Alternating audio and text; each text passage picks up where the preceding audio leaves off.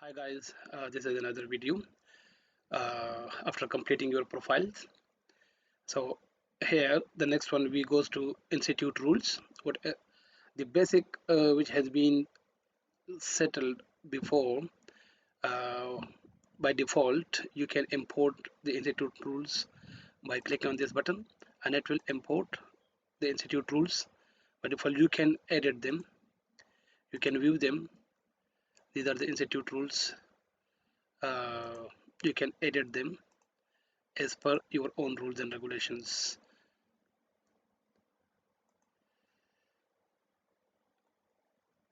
which will be shown in different areas where you want to show them.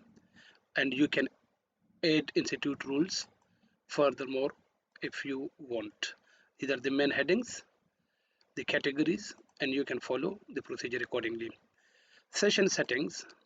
By default, we got at the time at this time the uh, 2022 current session, but when you add more sessions you can set them from here. This is SMS setting, so it will be better to uh, go through the procedure. Here you can see the links where you can use your mobile devices and mobile SIMs as your SMS gateway to send SMS to your students and for your communication.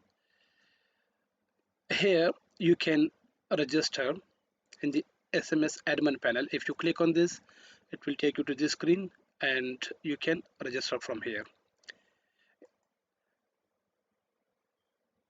So it will require your name, email address, and confirm email, and then you will register. So when you register, then you will be able to log into your own admin panel of SMS, and it will be linked to your system for sending SMS.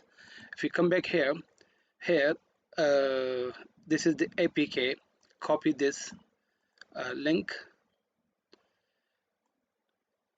and open in your mobile to download the SMS mobile app, which will add your device to the admin panel. And from this admin panel, you will need to copy your API, SMS API key, and paste that here and select enabled.